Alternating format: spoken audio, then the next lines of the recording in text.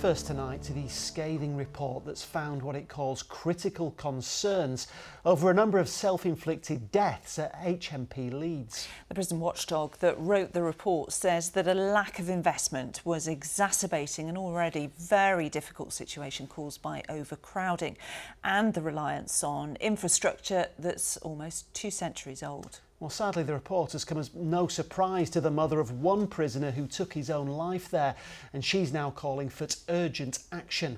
Amelia Beckett reports. Rhys Godward was just 12 days into a 6-month prison sentence when he took his own life in 2023. His mum, Donna, says he'd suffered from mental health problems since the age of 11. Staff at HMP Leeds knew this, and yet a report into his death found there were missed opportunities to assess and manage the risk he posed to himself. This last day, that morning I emailed the governor to say I wasn't happy with his care and the prison officers needed looking into. We got a last phone call at 13 minutes past 2. We were really distressed, said that he'd barricaded himself in his pad. And then the next phone call we got were at 4:30 asking the family to go up to hospital because he was fighting for his life.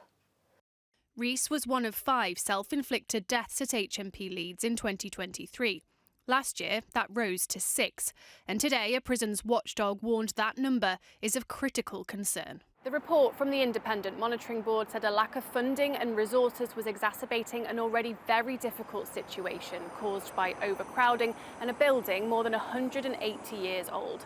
It questioned whether enough was being done to reduce the number of self-inflicted deaths here, including the management of prisoners with severe mental health problems.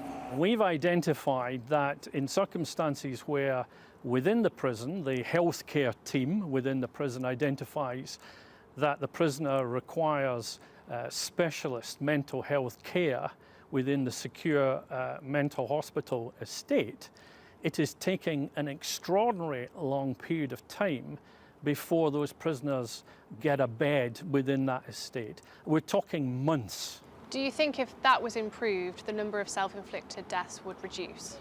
It's always hard to kind of be confident in terms of cause and effect, but I think it will help. The Ministry of Justice says it fully acknowledges the challenges at HMP Leeds and has taken steps to address the number of self-inflicted deaths. But the social justice charity NACRO warns wider investment in prisons is fundamental. I'm afraid this is happening all over the country, and it's something that we need significant action from the government, not just to do what it's doing, which is to reduce the number of people in prison, but to invest in mental health services and support for people who are in prison.